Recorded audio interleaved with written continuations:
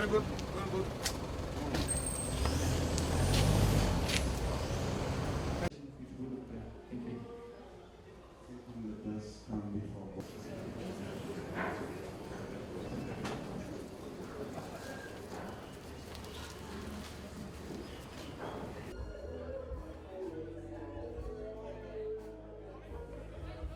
Let me first acknowledge the Minister for Defence, National Security and Policing, Honorable Inia Seriratu, Your Excellencies, members of the Diplomatic Corps, Madam Ambassador, good evening, Defence Attachés, senior government officials, the men and women of, or the women and men of the Fiji Hydrographic Service. The invited guests, ladies and gentlemen, Bula Binaka, and a very good evening to you all. Your Excellencies, ladies and gentlemen, I'm delighted to be here this evening to mark the Golden Jubilee for the for the Fiji Hydrographic Service, the FHS. FHS, just last month, marked the 5 decades of Fijian independence, and you should each take pride in legacy as old as an independent Fiji itself. To the average untrained eye, one patch of blue Pacific Ocean isn't so unlike another, but the women and men in this room know there is an entire world beneath the waves as rich and varied as anything above sea level. And every serious captain will tell you what you can't see can still hurt you quite badly if you are not careful. Without the proper charts and navigation equipment in Fijian waters, your boat could easily smash straight into any of the thousands of kilometers of reef surrounding our islands. Looking out here from the Yacht Club, every boat berthed in this harbour owes the integrity of its hull to the work of the women and men in this room. I just returned to Suva from an overnight voyage aboard the RFNS Savanada back from Kandavu last night. It was pitch black the whole way home, thanks in no small part to the mapping done by the Hydrographic Service. We safely navigated through the North Astrolabe Reef. We passed the nearby Mega Passage and the Level Passage Ridge, all of which have been surveyed and charted by the Hydrographic Service, allowing vessels to safely traverse those waters. And we passed only a short distance from Robinrao Bay, which will have its charts publicly released today. Today we can take that safe journey for granted. Really, we and thousands of ships owe that safety to the 50 years of service of the Hydrographic Service, along with others, like the United Kingdom Hydrography Office.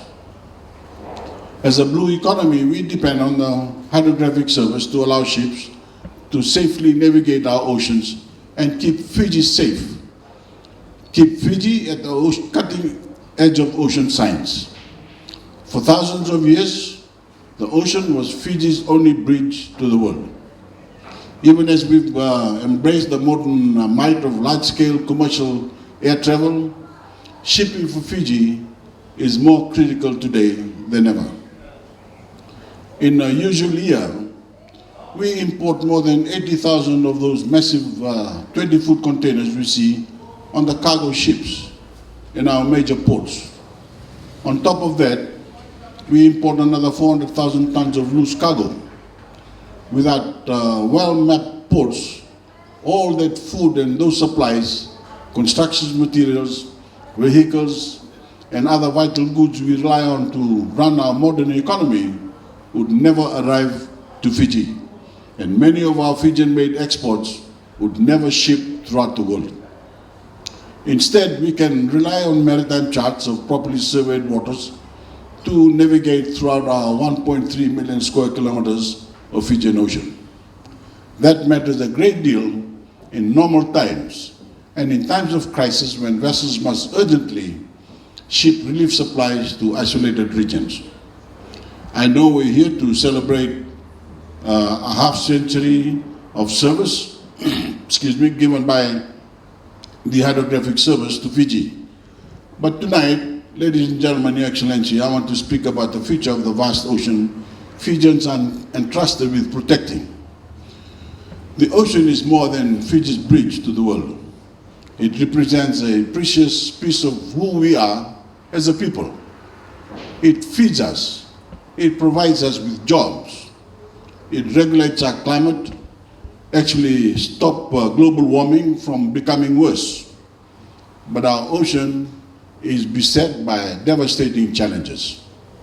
Overfishing, pollution, and climate change all threaten to strip our ocean bare, putting the future of every Fijian, along with every other person on earth, at risk. Fiji is leading the world down a better, bluer path, a future where all people live in harmony with sustainably managed oceans. But we can't settle for lecturing the world on what to do. We have to walk the talk. We have to lead through our example. This week, as we know, we opened consultation on a draft national ocean policy to do just that, as it maps our way towards 100% sustainable management of every square kilometer of our ocean, with 30% to be declared as marine protected areas. My friend and fellow climate champion, Mike Bloomberg, has an expression I love. He says, if you can't measure it, you can't manage it. When it comes to the ocean, he's spot on. And the Hydrographic Service serves as our eyes to the ocean, not only to our major ports, but to the reefs in the furthest maritime reaches of the country, which coastal communities have relied for generations, to the high seas, to the hidden depths of our deepest passages. The Hydrographic Service is quite literally deepening our knowledge of the ocean we are committed to protect. You are providing us the foundational information we need to conduct research and strategically cordon off protected areas to preserve their rich biodiversity.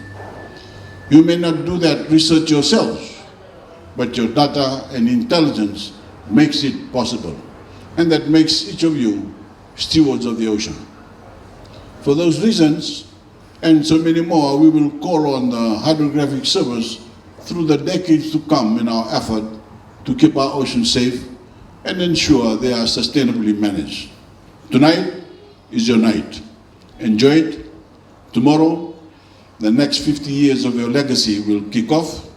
May they be our best and bluest ever. Thank you. Nagawaliw.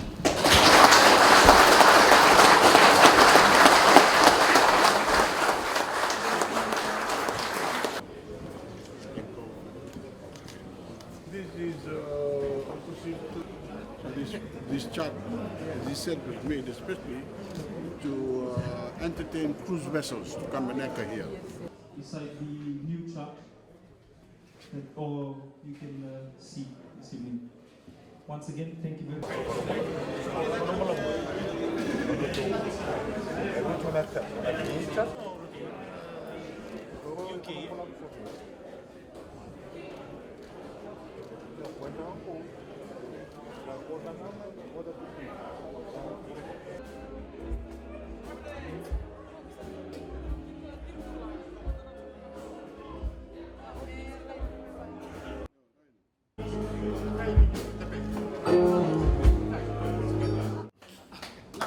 Big round of applause, please.